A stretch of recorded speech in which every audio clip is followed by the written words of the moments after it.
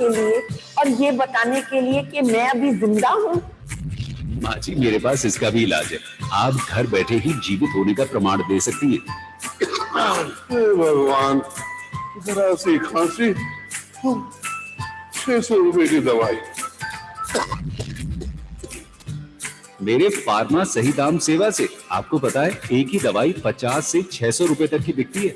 और अब तो अस्पताल में दिखाने के लिए घर बैठे अपॉइंटमेंट ले लो। आप तो शहरी लोगों के चोचले हैं। आप अन्नदाता हैं, आपका ख्याल रखना हमारा फर्ज है।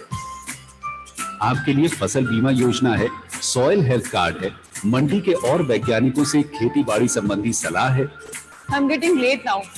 I wish like my government services, Humanga could also help me in paying my bills. Hello. Yes, of course. You can pay all the utility bills like mobile, electricity, DTH, gas. इस मुल्क के सारा काम आप देखूंगा है कि मैंने इंग्लिश की ABCD नहीं आती। कोई गल नहीं जी पाजी, मुल्क दी 13 जुबाना अज तुहाडा काम हो जाएगा। हाँ जी, हाँ जी। So you're great, but with hundreds of services within you, won't my phone hang? I'm slim and trim.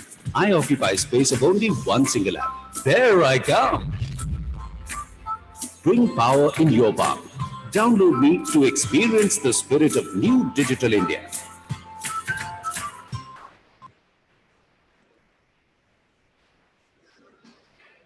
May I request you all to kindly take your seats? I request you all to kindly take your seats. Kindly get seated. As India is progressing on the journey of digital India, it is critical to ensure safety and security of our critical infrastructure, citizens and institutions in cyberspace. Ministry of Electronics and IT, Government of India has brought together a consortium of industry security experts to launch Cyber Surakshit Bharat program. It will give you an idea of what can happen if we do not take proactive steps. So let us look at this video and think about it.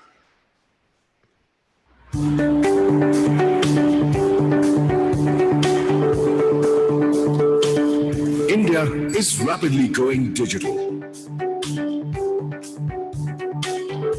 The government's Digital India vision is transforming the economy and revolutionizing industry, education, and infrastructure.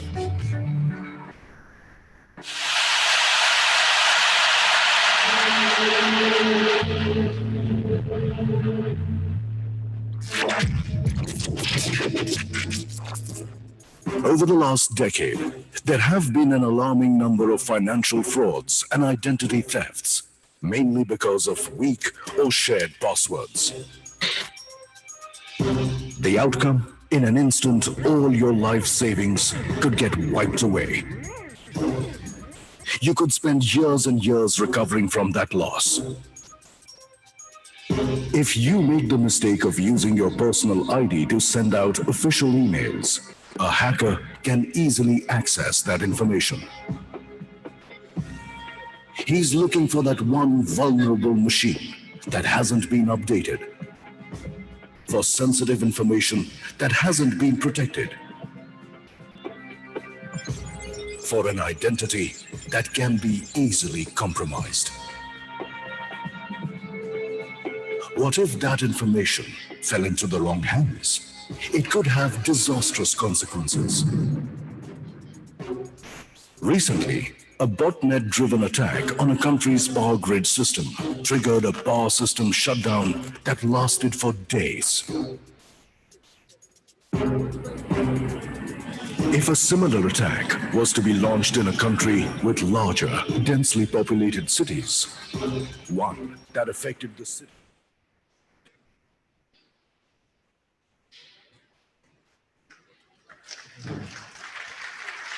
We extend a very warm welcome to the Honorable External Affairs Minister, Government of India, Srimati Sushma Swaraj.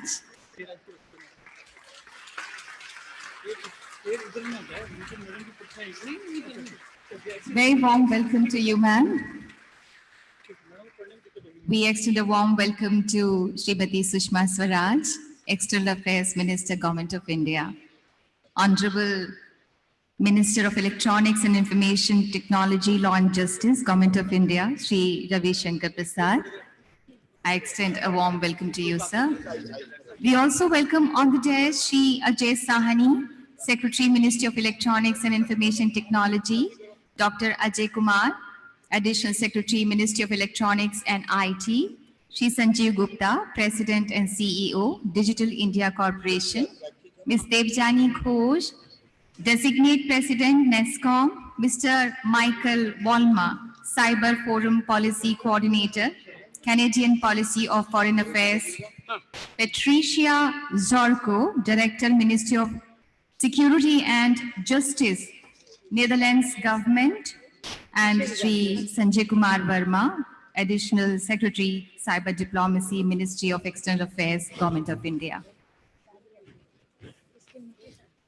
I now invite Sri Sanjeev Gupta, President and CEO, Digital India Corporation, to kindly give the welcome note.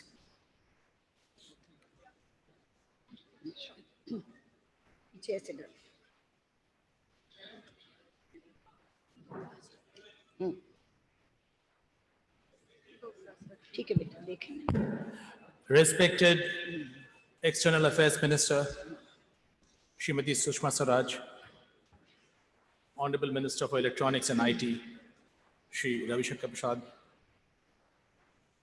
Shri Ajay Sahani, Secretary METI,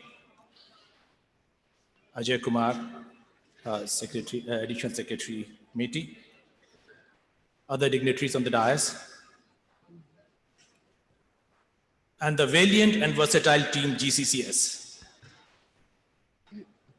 I welcome all the dignitaries from around the world for this military ceremony. I would like to read out a couple of small data points. It's been a wonderful exercise preparing for this whole event, and this open format of participation and invitation has resulted in 139 countries, representing more than 95% population of the world. These many people actually applied and registered. There were 10,365 registrations. There were 500 plus requests for being a speaker. There were 236 hackathon contestants from around the world, plus of course about 400 from India. We had, for the Honorable Prime Minister's speech alone, there were 10,000 plus locations on webinar or video conferencing or the live YouTube, 10,000 plus locations around the world. And as we close the session of parallel sessions and plenary sessions, tens of thousands of people joined from different points of the world in groups or as individuals to ask questions from remote parts of the world who couldn't participate here. The web application, I'm very glad when I went around the table, we found that everybody enjoyed using the web application. There was continuous updation on real-time basis. And we had about 50 odd appointments using the appointment fixing applications from among the participants who had no one-on-one or rescheduled meetings. They fixed their appointments using this app. It's been a very useful kind of a deliberation all across. And I must thank all the participants from around the world for making it such large numbers, making it the biggest ever conference on cyberspace anywhere in the world in terms of real participation as well as virtual participation. Virtual is about tens of thousands in addition. In the end, I would like to pay my regard to the entire team GCCS, which worked wonders over a period of 3 months. They stood like a rock. And that's how this conference is delivered. Thank you so much.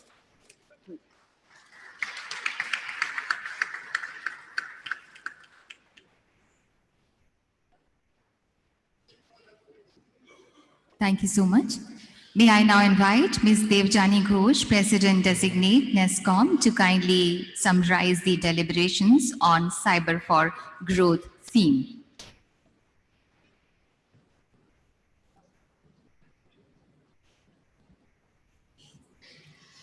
Honorable Minister of Foreign Affairs, Srimati Sushma Swaraj, Honorable Minister of Electronics and IT and Law and Justice, Shri Ravi Shankar Prasad, respected dignitaries on stage, and dear friends. I'm going to sum up the sessions that happened across the 2 days on cyber growth, and I'll start with a very powerful quote that was made by our Minister, Shri Ravi Shankar Prasad, about what is cyber growth. He says, "When I see a mouse and a laptop in the hands of a rural girl child, I call that cyber growth." That was the vision that set the context for all the discussions that happened across the 2 days. And it was also the vision that had tremendous resonance across every session that we had on cyber growth. There was strong agreement that technology has evolved as the greatest equalizer that we have ever seen. And cyber growth must be inclusive growth. There is no other option. It must enable aspiration, delivery, accountability, and engagement for all. The minister also pointed out another fact. When you drive advances in technology and it starts benefiting the citizens, what you see is exponential growth and not incremental growth. One data point, India today has 9.6 million online transactions per day versus 1.6 to 2 million just 3 to 4 years back. That's the power of technology and the exponential growth that it can deliver, which was discussed in a lot of the sessions. There was also a lot of discussion about the role of the government. And it was felt across speakers that the government has to get out of its comfort zone and they have to transform from a regulator to an enabler and a true catalyst of cyber growth, which will require governments to reach out to the industry and other stakeholders to form a multi-stakeholder approach. It was strongly agreed that the job of transformation cannot be done alone. All players have to come together to make the internet open, affordable, secure, and accessible for all. It was acknowledged that digital transformations are by no means easy. They bring tremendous challenges. Investment in capacity development, especially skills and infrastructure, was called out as a must-do for success. Another key challenge called out was privacy and security. Everyone agrees that data is at the heart of a digital transformation. There was also agreement that it is the government's role to work with the industry and create a very robust policy framework across the data value chain that ensures that citizens can share data and reap the maximum benefit from it with minimum risks.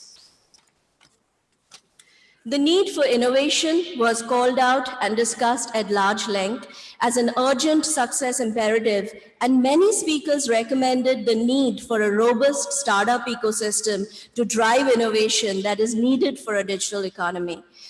Several speakers recommended that countries should join hands, cross borders, join hands, and work towards regional and global goals. Last but not the least, I will end with one more comment from our minister's speech, where he said that digital transformation is more about mindsets than technology. If we invest today in changing the mindset, we will create the future. Thank you very much.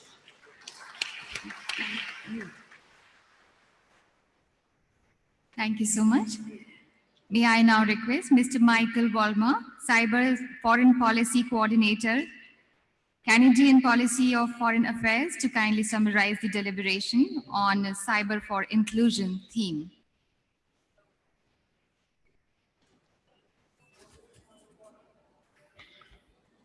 Thank you very much. Thank you, honorable ministers. I greet you. Thank you for the wonderful hospitality you've shown us.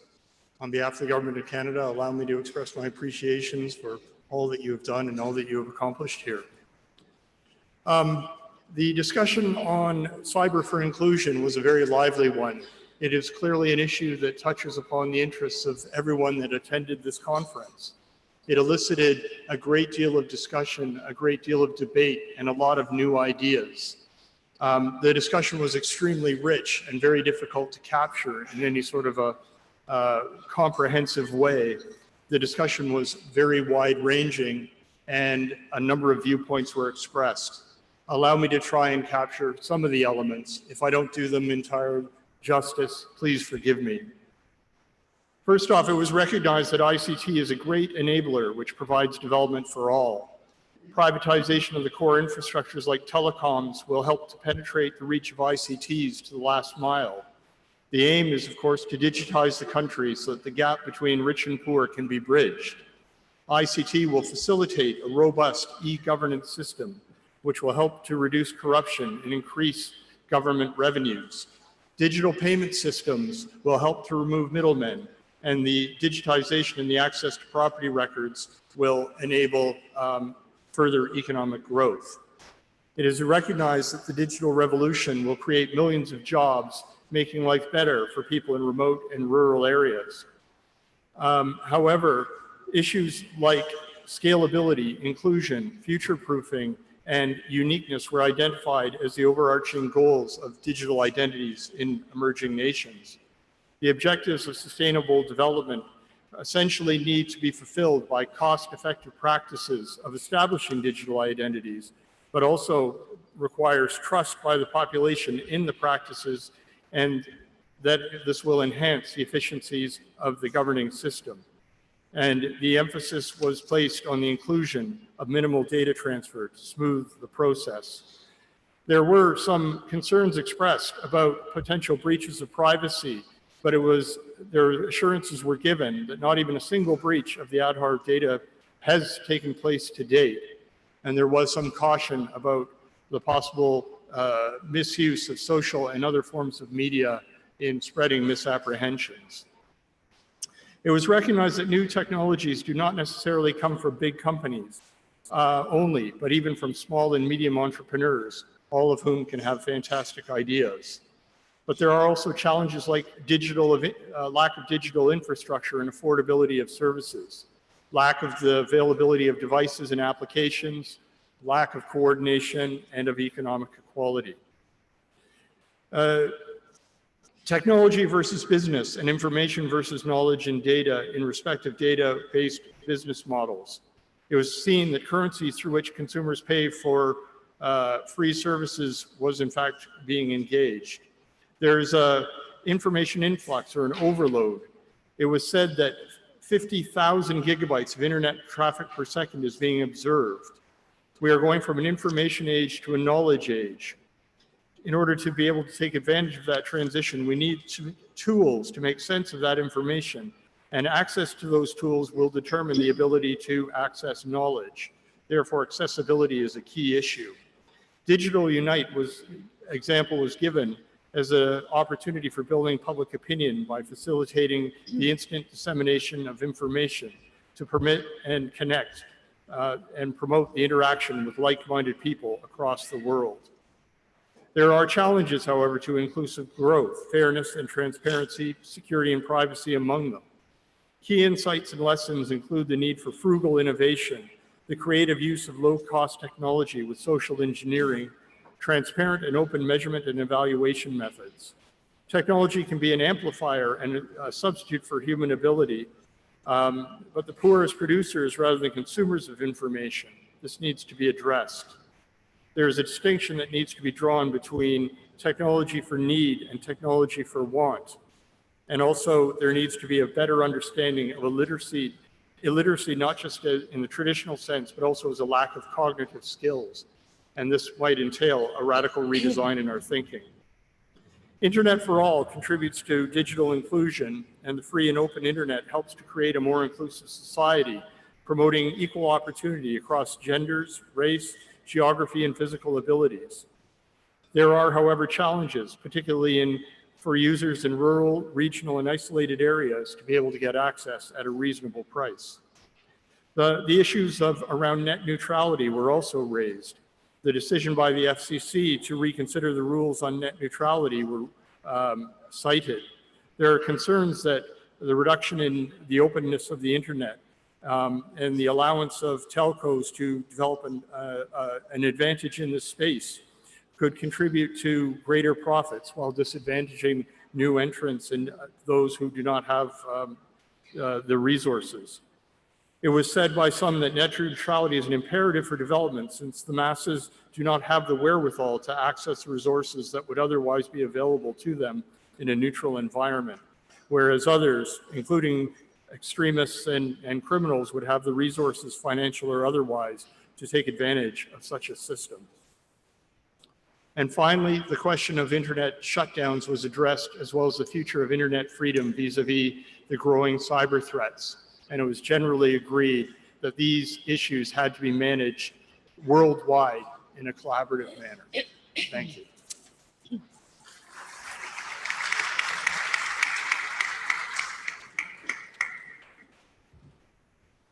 Thank you. To summarize the deliberation on the theme, Cyber for Security, may I invite now Ms. Patricia Zarko, Director, Ministry of Security and Justice, Netherlands Government.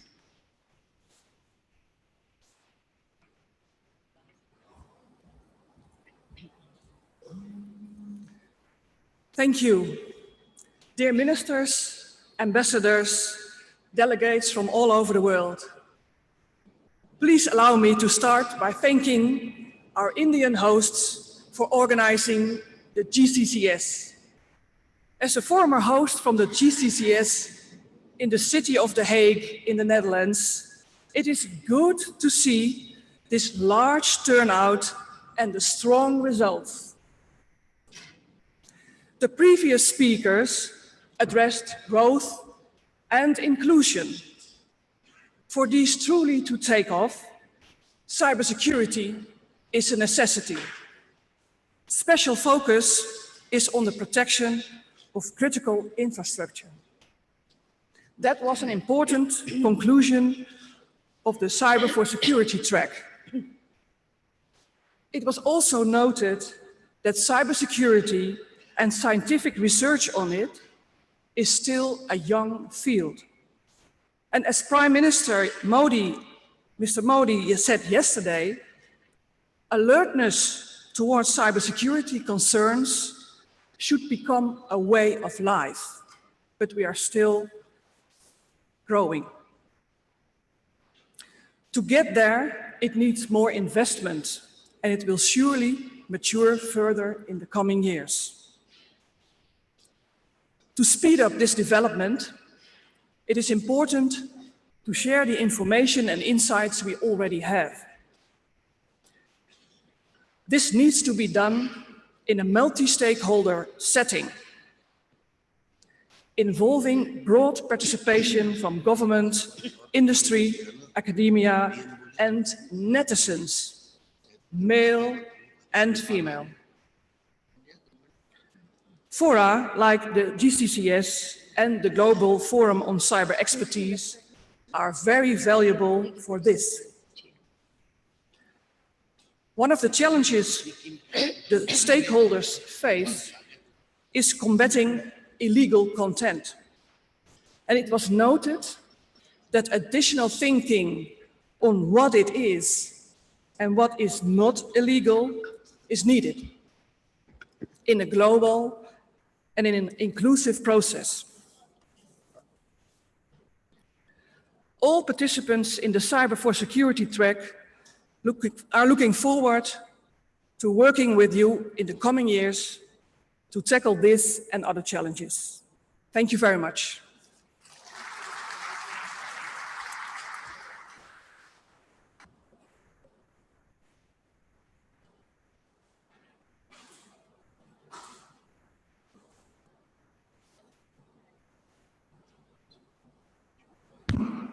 Thank you. May I now invite Mr. David Martinon to give the summary of the deliberation on cyber for diplomacy. He's Ambassador for Cyber Diplomacy and Digital Economy, Europe. Thank you very much, ladies and gentlemen, I would like first to thank the organizers for this wonderful conference and the invitation and the privilege of speaking before such an audience. We have, during this panel, approached a few questions about cyber diplomacy, and notably the role and the work and the record of the group of governmental experts of the UN. And basically, I would like just to convey three messages which will be attempts to answer three questions. What have we done? What should we do?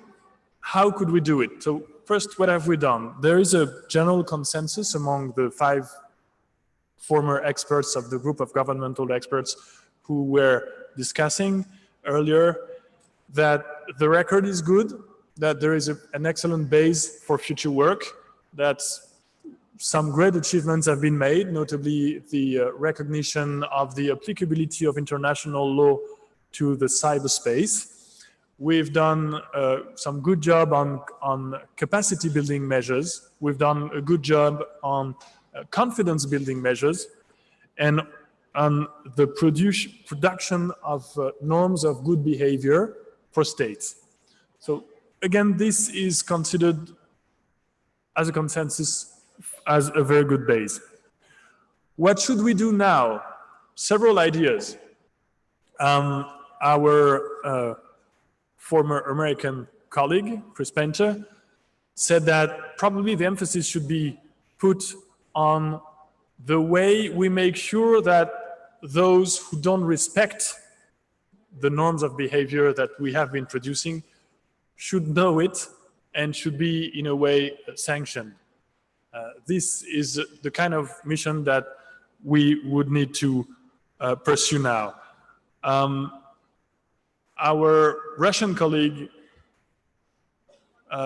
said that we should probably work on a UN resolution in order to make those lessons and those principles universalized and universally known and acknowledged. I personally said that we should work on several new topics, new challenges that the cyberspace and the global community is facing, notably by better defining the role and the responsibilities of private actors in the cyberspace, on the question of non-proliferation of cyber arms, cyber weapons, on the questions of reverse hacking, and on the question of the safety, the security of software goods that in a way constitute the sort of digital battlefield that enables conflicts to happen in the cyberspace. How should we do it? How should we continue to work on those topics? Well, first of all, our colleague from Kenya insisted on the fact that the process needs to be inclusive. It needs to be inclusive because developing countries have a lot of hope in that process, and they have a lot of hope, great expectations in the digitalization of the world. And they don't want to be let aside in that very process. Our German friend and colleague, Carsten Geier, who was the chair of the last GG, evoked some possibilities in order to organize our future works, some part of the UN system, some outside the UN, the United Nations system. And by saying that, I would like to add that our Russian colleague expressed his will that this work should remain in the realm of the United Nations. This is basically, Chair, what we have been discussing earlier this afternoon. Thank you very much.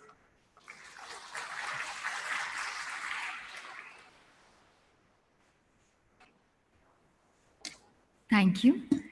Now I request Secretary, Ministry of Electronics and IT, Government of India, Shri Ajay Sahni, to kindly give an overview of GCCS 2017.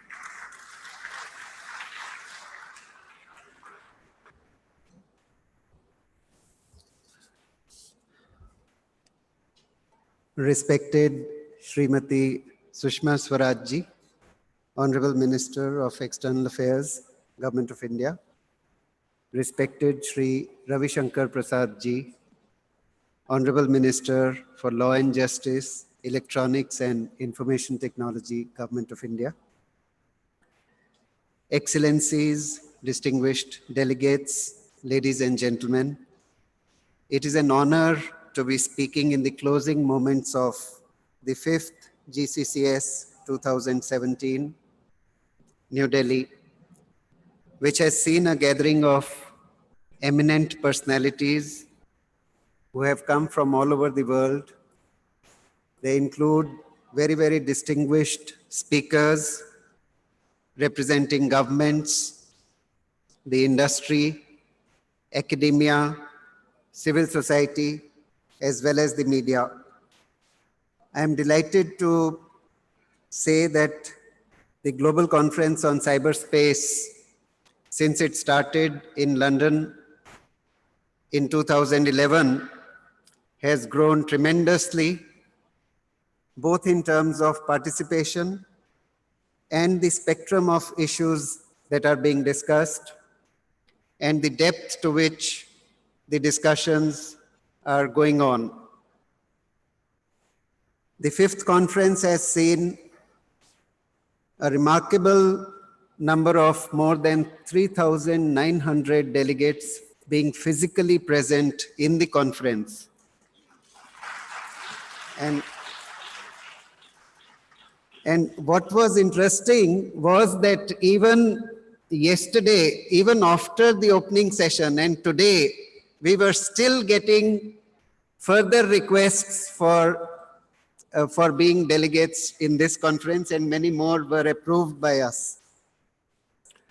We had more than 800 international delegates, 26 ministers from various countries, more than 950 delegates from the industry, more than 170 from the world of academia, from civil society, and around 200 representing the media.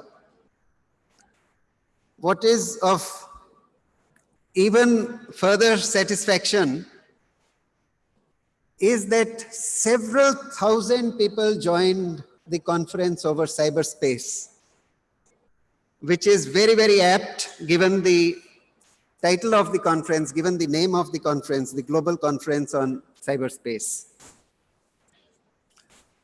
In this conference, we have covered a very broad agenda to promote an inclusive cyberspace, a cyberspace for all. Such a cyberspace must be free, open, inclusive, and secure. It must offer an ecosystem of trust so that everyone can continue to participate confidently and derive the maximum value from cyberspace in their life. The content and outcomes of the 4 tracks, cyber for growth, cyber for inclusion, cyber for security, and cyber for diplomacy, have already been very ably summarized, and you have heard those from the previous speakers. However, we must recognize that none of these tracks can be considered in isolation. They are deeply interrelated, and together they promise much better outcomes. Technology is now impacting every domain ever more deeply.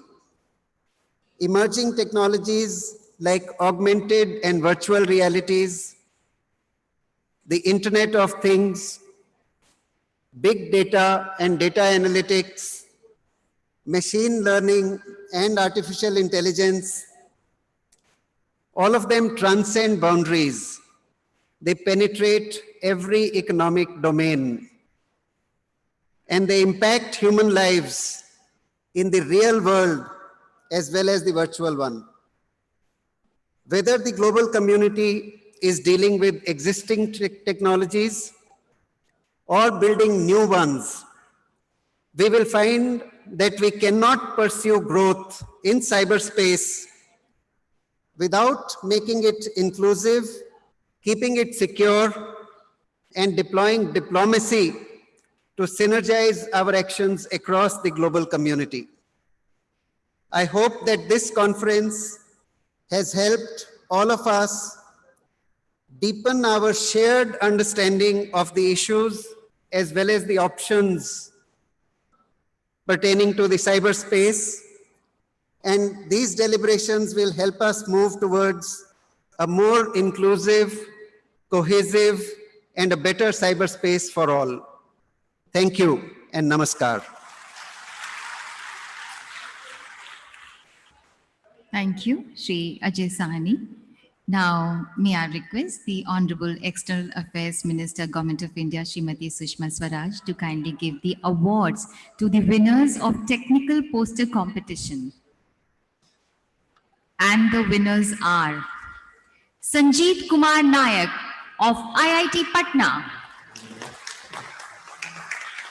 Congratulations.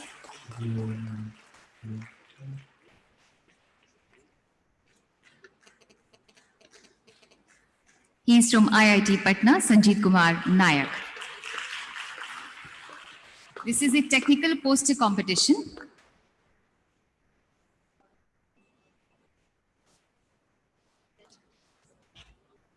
The next award goes to Joyanta Basu of NIT Arunachal Pradesh.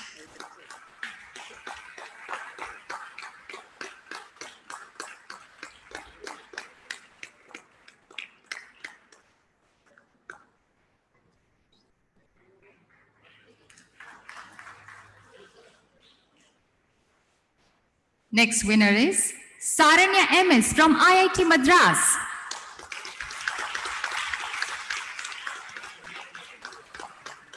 Many, many congratulations to all the winners. Lots of good wishes. Vinod Kumar from Jamia Millia Islamia.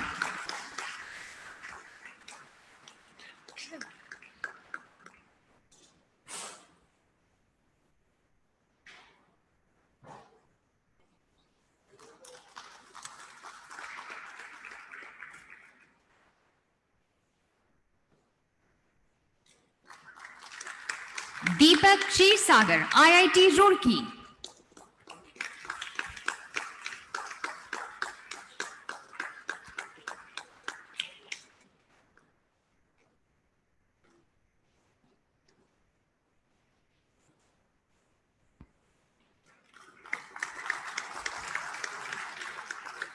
Thank you, madam. Thank you so much. Thank you, madam. Thank you, sir.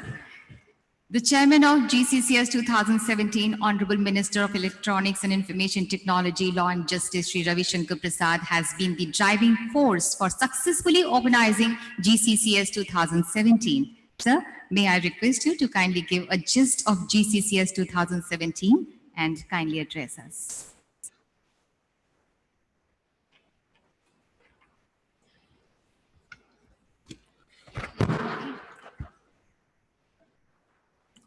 Respected Srimati Sushma Swaraj, distinguished External Affairs Minister of India, distinguished colleague on the podium, Excellencies Minister, ladies and gentlemen, fellow delegates. As we come to the close of this extraordinary GCS 2017, it is only appropriate that the very outstanding External Affairs Minister of India, Mrs. Sushma Swaraj, is going to deliver the concluding address. She is not only a very senior leader of my party, the BJP, a very popular public figure of India, but she has laid down new benchmarks as a External Affairs Minister of great compassion. The respect she commands commands among the global community. The profound manner in which she articulates India's interest, including of global amity, is too well known. But since we are talking digital for the last 2 days, she has a very profound digital persona as well. And she uses that digital persona with compassion for public good as an external affairs minister. You may have known that India rescued a lot of Indians who were surrounded in strife to own countries. Because, as our PM says, every Indian is important for us. But in particular, I would like to mention 2-3 events. When the strife was going in Yemen, a lot of Indians were rescued. There was a lady, Sabah Savesi. She was a Yemeni. She had just delivered a child. She tweeted to Sushma ji, "You have rescued every Indian. Would you rescue me too? I am married to an Indian. My child is 6 months old.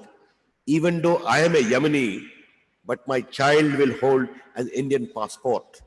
And she responded, even if you are not an Indian, you are the daughter-in-law of India, and I will stand to rescue you. And she was rescued.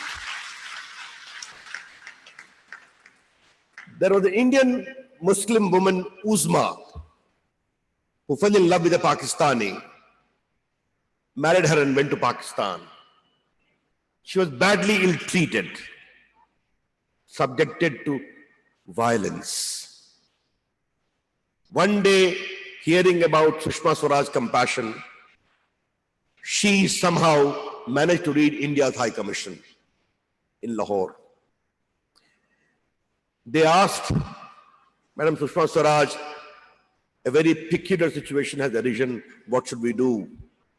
She said, "She's the daughter of India. Give her full help." She was given full shelter in the Indian embassy. There was litigation also. Ultimately, the Pakistani High Court decided in her favor and she came back to India. That's how she stands with every Indian. And the third, which is very important, India is a big center of healthcare, even for expatriates, Middle East. Now, a lot of Pakistani want to come to India to have their treatment. And you know, our discord, I will not go into that. But even an ordinary Pakistani, if he or she tweets her, "Would we get Indian visa?" she steps in, regardless of our divide. For healthcare, Indian visa shall be given even to a Pakistani. Therefore, Sushma Swaraj, we are very proud of her, the manner in which she has brought compassion to digital technology. Therefore, it's very important to be appreciated here. Madam, my warm greetings to you on behalf of my department, which has organized this function. Yes, I'm very happy that GCCS 2017 Delhi became the biggest conference, surpassing all estimates. Ajay Sani just mentioned the numbers. I don't want to repeat that. But as the minister of this department, I wish to congratulate the entire team which has worked so ceaselessly for the last many months to make it a great success. A compliments to all of you. We are debating technology and cyber security for the last 2 days. India's digital story and profound digital activity was also conveyed to you by the Prime Minister, by me, by other speakers. But as I said yesterday, let me repeat today, India is also a land of creativity, diversity, and also compassion. And our entire digital footprint is loaded with compassion. And therefore, we have always said, Digital India will be successful only when it is with digital inclusion. And I'm indeed very happy. I wish to compliment all the delegates that in their deliberations, they have taken inclusion to be an important component of digital spread. I had also mentioned that our Indian story is one of transformation, of empowerment through digital technology. And this transformation and empowerment will happen only when internet is available. Therefore, access is important. Let us not go into any debate. We must collectively ensure that access is available. That's the second point we have said. And I'm happy all of you have taken that particular observations on board.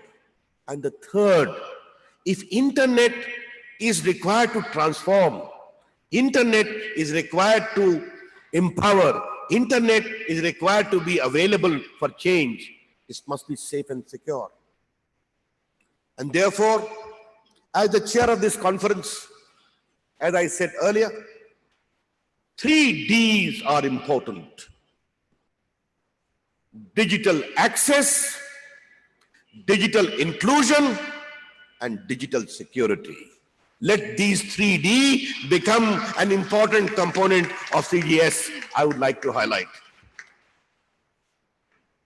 It is the ICANN team is also here. After India supported the multi-stakeholder model, I was very happy to note when I spoke from video conference in the Argentina ICANN conference that we support the multi-stakeholder model. There was a big shift towards the multi-stakeholder model. Why we said so? Internet has happened because of the industry, because of the academia, because of the civil society, and because of the government. And therefore, multi-stakeholder model is a natural culmination of this process. I'm very happy all the multi-stakeholder model are present here today. Ministers, industry, academia, the civil society, and the activists. That's what a great success I would like to highlight today. New technologies will come.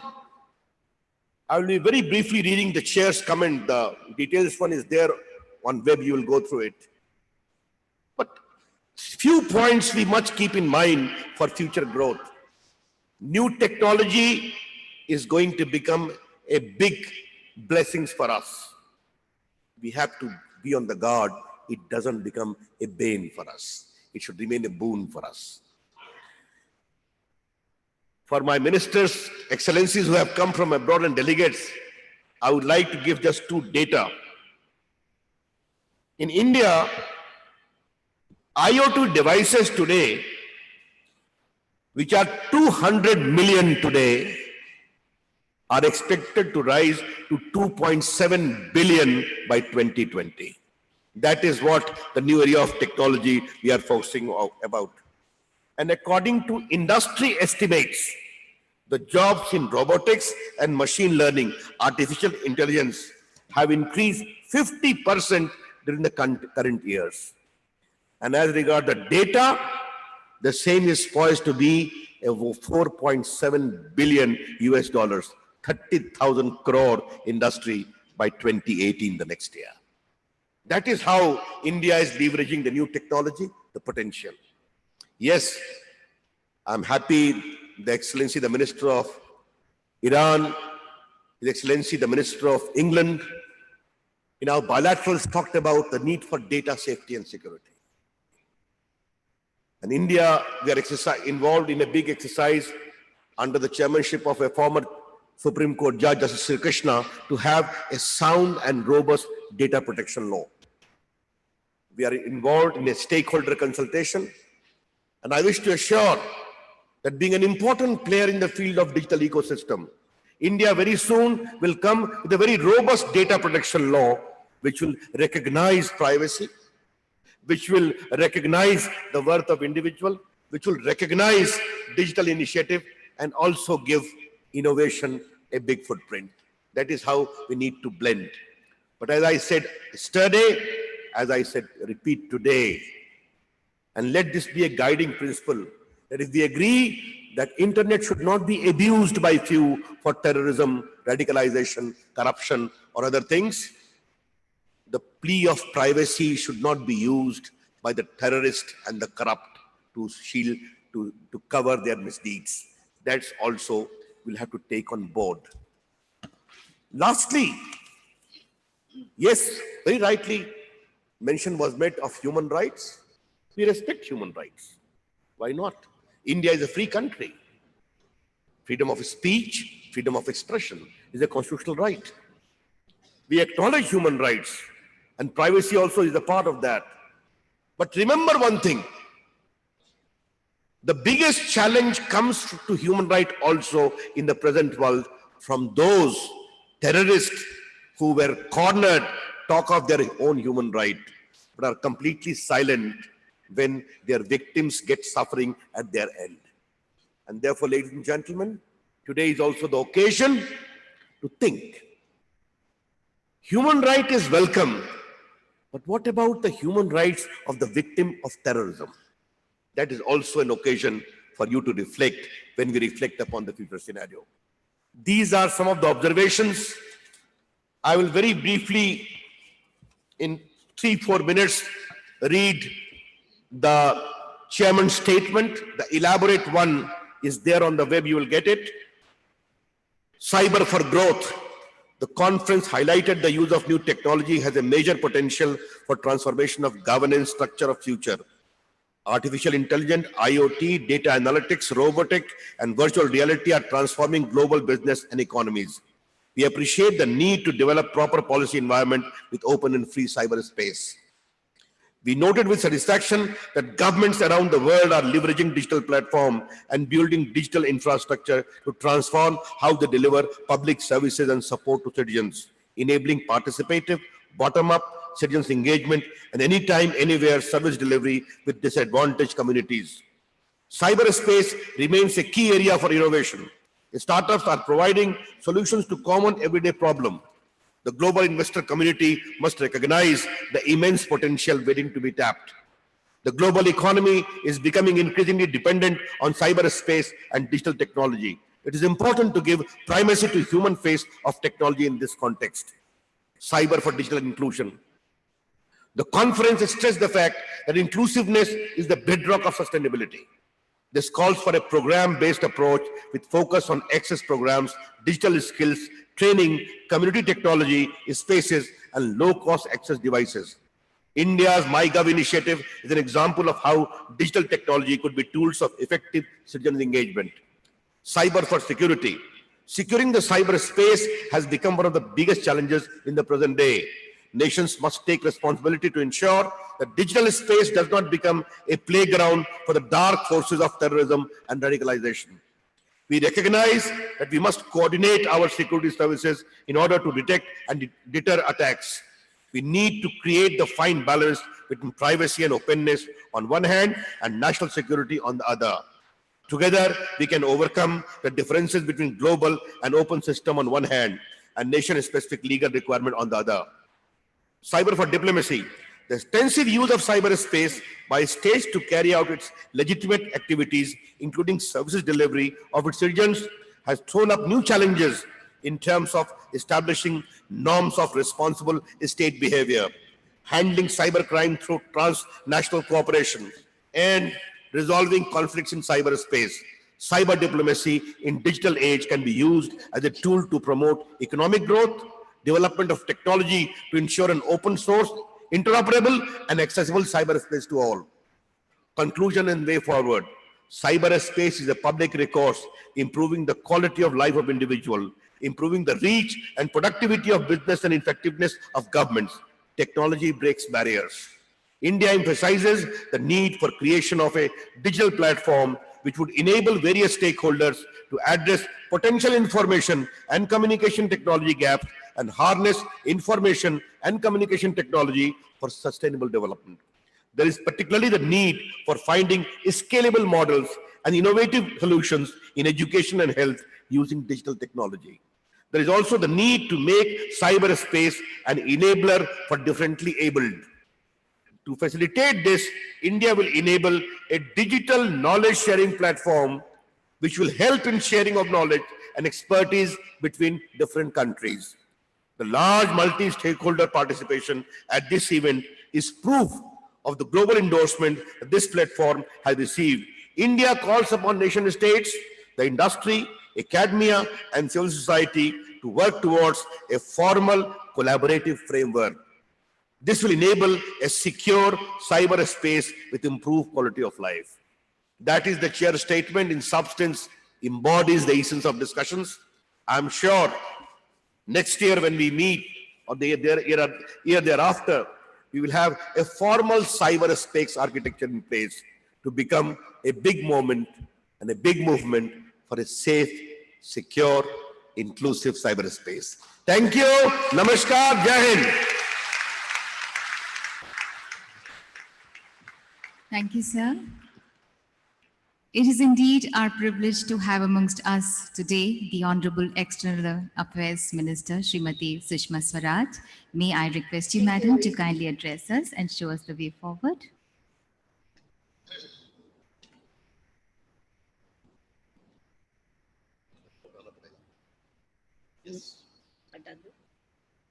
उधर भी तो दिख रहा होगा ना, उधर भी दिख रहा है ना, बस ठीक है तो चलने लोग देखेंगे get both the remove side पर, ठीक है, इधर कर दो, या एक को हटा दो, बस एक को हटा दो।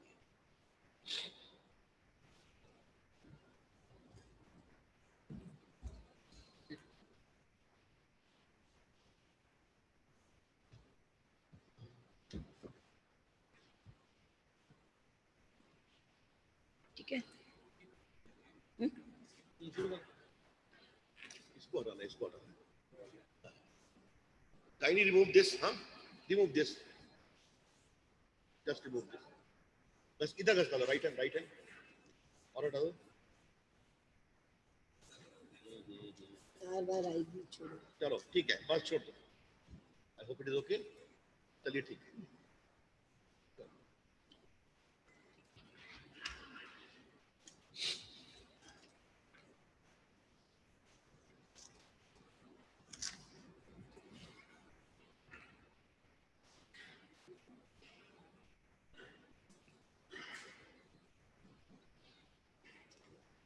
My esteemed colleague, Shri Ravishankar Prasad, Minister for Electronics and IT and Minister for Law and Justice. Ms. Patricia Zorko, Director, Ministry of Security and Justice, Government of Netherlands. Mr. Michael Walma, Cyber Foreign Policy Coordinator, Canadian Policy of Foreign Affairs. Ambassador David Martinon from France. Ms. Devyani Ghosh, President-designate NASSCOM. Officers on the dais, distinguished guests, ladies and gentlemen. I'm delighted to be present here for sharing my thoughts with you on this important subject. At the outset, I would like to congratulate my dear brother Ravi for organizing this conference in India.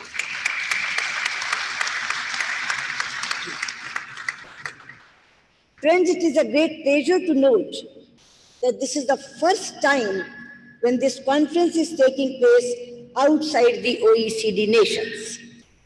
This shows the growing importance of India in the world space and the increasing confidence in India under the visionary leadership of Prime Minister Narendra Modi.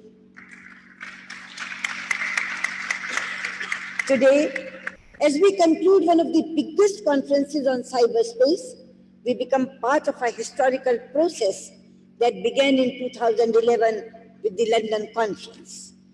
With over 3,000 delegates participating in person, an equal number through webinars and hackathons, the GCCS 2017 has become a process that has initiated several conversations on the complex issues in cyberspace and carried forward the debate on most pressing issues facing cyberspace. We have moved ahead from only cybersecurity to the security of the cyberspace, using tools of diplomacy and international cooperation.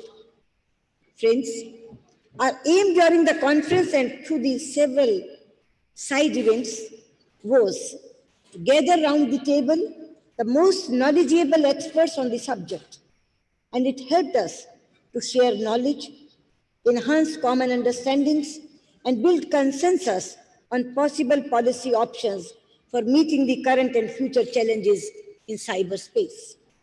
We hope that the intense discussions during various sessions have enriched the debate, identified the threats that need resolution, and paved the way for more enlightened debate in future.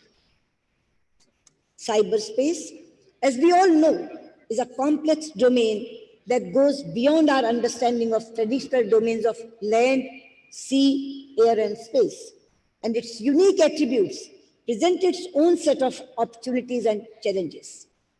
The increasing use of information and communication technologies has not only generated social awareness, accelerated economic development, improved delivery of service to the citizens, and placed unprecedented power and information at the hands of an individual.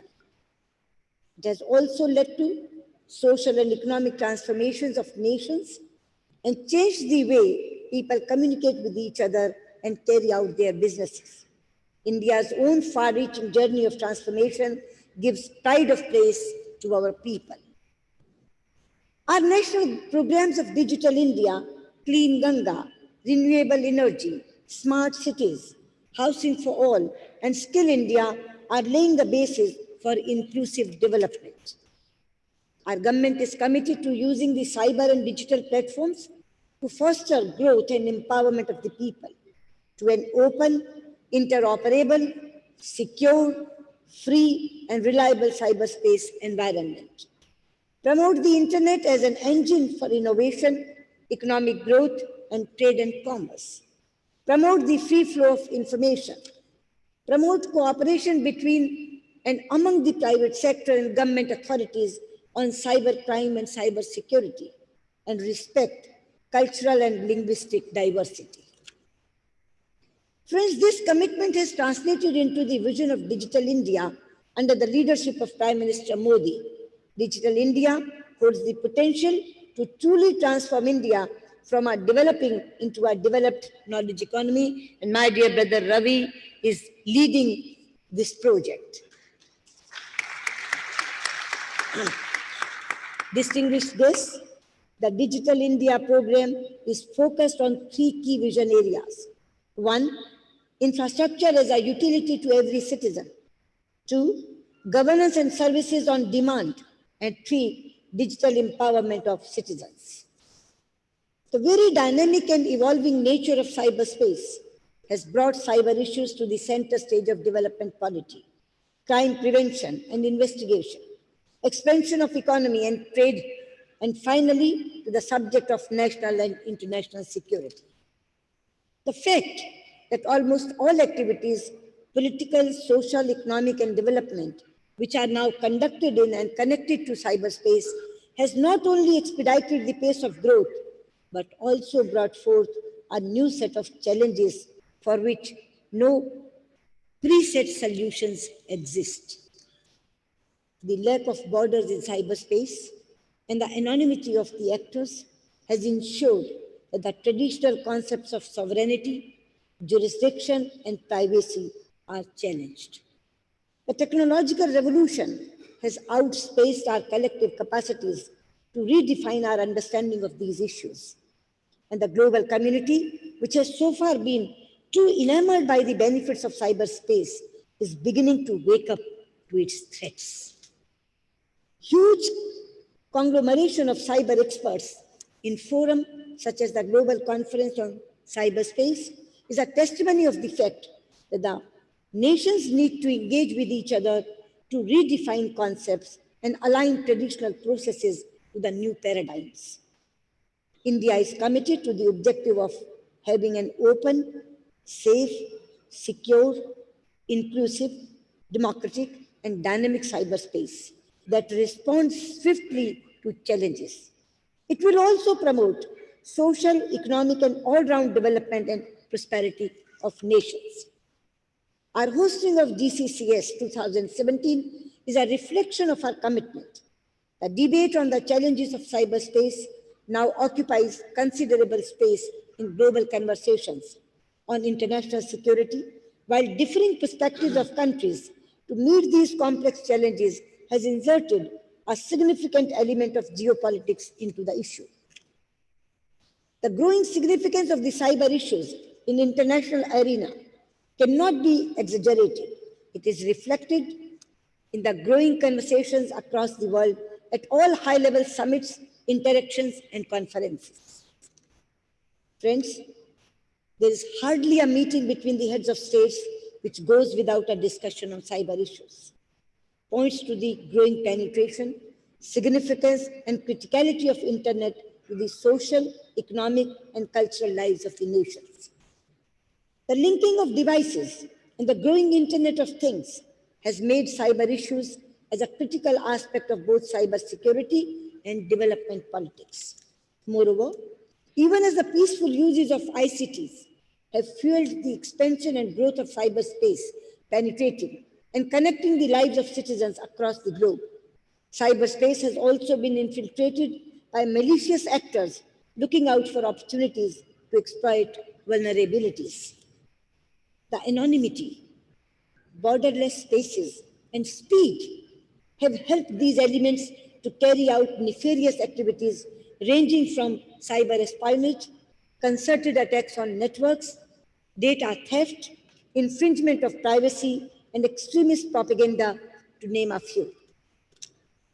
Friends, crime syndicates and terrorist organizations now leverage malicious tools in cyberspace to carry out complex crimes, posing considerable challenges to the law enforcement agencies.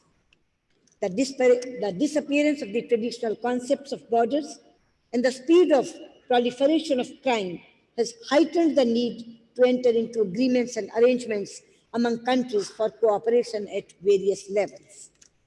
Further, as more and more developing countries take to digital space to carry out developmental activities, new mechanisms for international cooperation need to be evolved. The conference theme took into account these varied aspects and planned its sessions around the theme of digital inclusion, cyber security, cyberspace as a tool for accelerating implementation of sustainable development and promotion of cyber diplomacy. These themes would help settle the complex questions of applicability of international law to cyberspace, norms of responsible behavior of states. As nations engage with each other at various bilateral and multilateral forums across the globe, it is clear that cyber issues is more than a discussion on cyber security, cyber crime, internet governance, and technical matters related to the functionality of the internet. Above all, discussions on cyber issues are about cyber diplomacy, the art and the skill of political alignments, and the role of the states in promoting transnational cooperation and contributing to international peace and stability. It is imperative that the states engage with each other diplomatically in increasing instances of cyber attacks to diffuse tensions arising in the wake of challenges of attribution. The issues of sovereignty among the states, data access, data jurisdiction, the growing threat of militarization of cyberspace, the need for confidence building, capacity building to bridge the digital divide, cyber espionage, cyber weapons, and applicability of international law in cyberspace are issues that require concerted diplomatic attention. We want to ensure that digital space is a safe space. Our government has been committed to developing capacity building in cyber security and cyber security research and development. While we recognize the prime role of governments in cyber security matters relating to national security, we also believe that the cyberspace should not become the monopoly of a few. Our government has taken steps to promote international security and stability in cyberspace through a framework that recognizes the applicability of international law, in particular the UN Charter.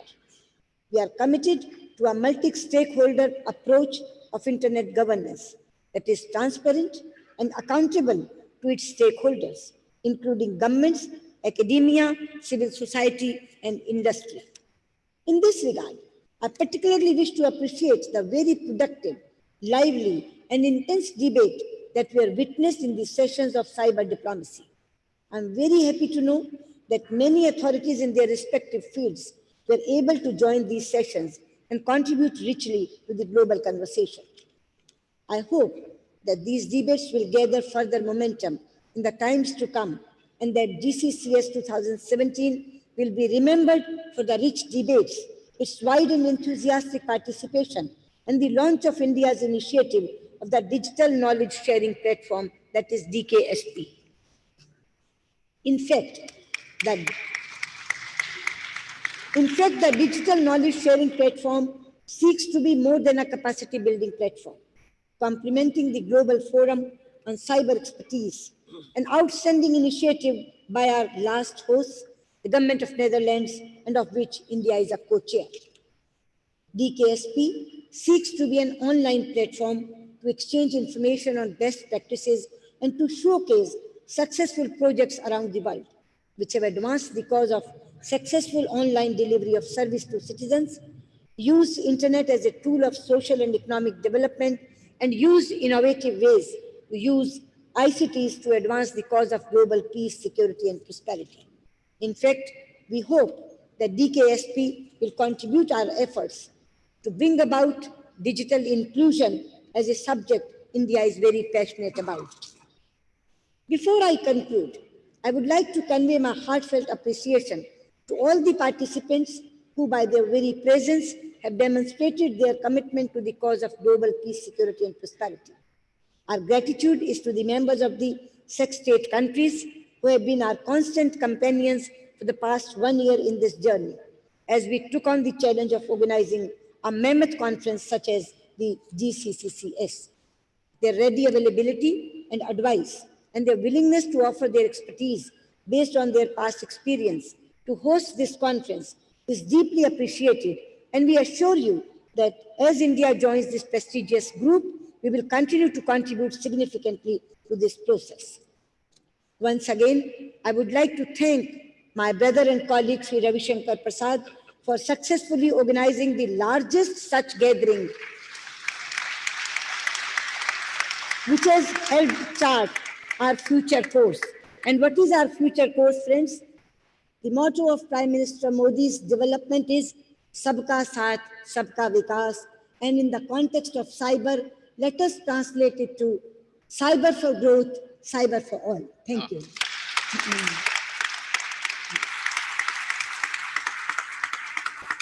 Thank you, madam. Thank you so much. As a token of our respect, we want to present memento to Honorable Madam, Honorable Srimati Sushma Swaraj. May I request Sri Sanjeev Gupta, President and CEO, Digital India Corporation, to kindly present a memento to Honorable Madam Srimati Sushma Swaraj.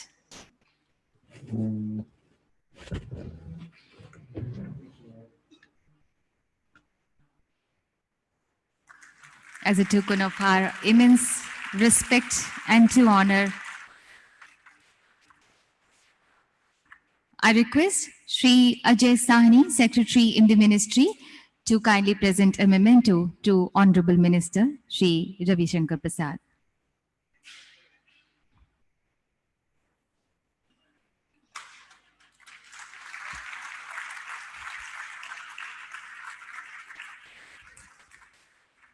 Dr. Ajay Kumar, Additional Secretary in the Ministry, is now requested to kindly present a memento to Ms. Devjani Ghosh.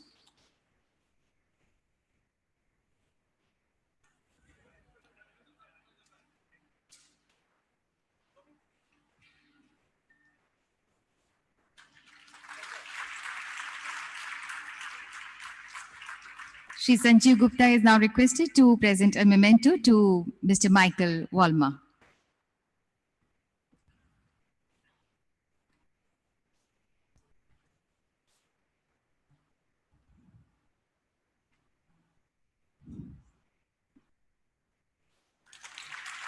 Mr. Sanjeev Gupta is again now requested to present memento to Ms. Patricia Zorco. Patricia, yeah.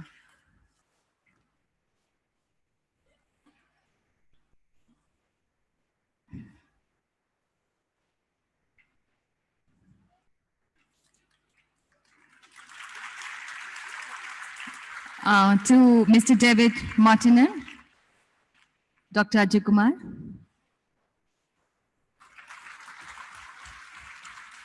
Sanjay Kumar ji, you are requested to present a memento to Shri Sanjay Verma. Sanjay Kumar Verma is Additional Secretary, Cyber Diplomacy, Ministry of External Affairs, Government of India. Now I call upon Additional Secretary, Cyber Diplomacy, Ministry of External Affairs, Government of India, Shri Sanjay Kumar Verma, to propose vote of thanks.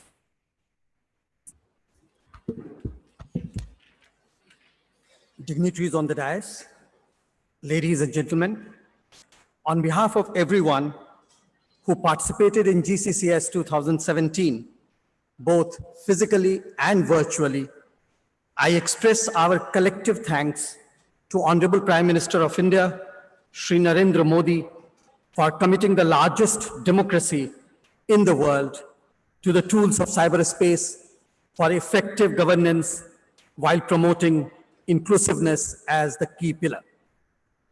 Our gratitude to the Honorable Prime Minister of Sri Lanka, His Excellency Mr.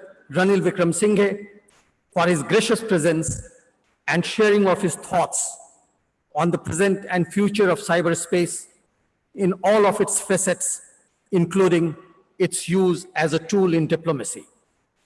Our sincere thanks to Honorable External Affairs Minister of India, Srimati Sushma Swaraj, and Honorable Minister of Electronics and Information Technology and Law and Justice, Shri Ravi Shankar Prasad, for guiding and steering the conference under their able leadership.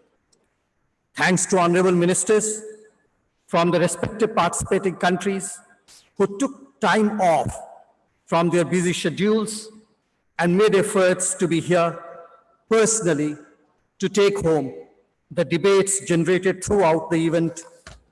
We are sure that the topics discussed here will become key points in their respective national debates as well.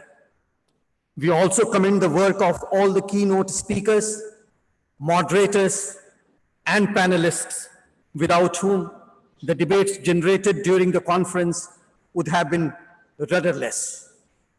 Thanks to all the participants who were present here for taking the debate forward.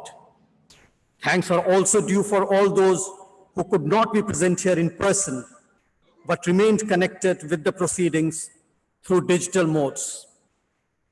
We would like to take this opportunity to thank all the communities who made this event possible through their interventions, suggestions, and deliberate actions in the true spirit of a multi-stakeholding approach. At the end, our sincere appreciation is also due for all the members of our organization team who tirelessly worked for the success of the conference despite severe time constraints. With this, I end my onerous duty to deliver the vote of thanks to this august gathering and wish you all safe travel back home. Thank you very much. Thank you so much. So every good thing finally comes to an end, but this is a new beginning of our renewed commitments towards making the cyberspace more inclusive and secure. Thank you, Madam, for gracing this occasion. Thank you, sir. Thank you all the dignitaries on the dais for gracing this occasion.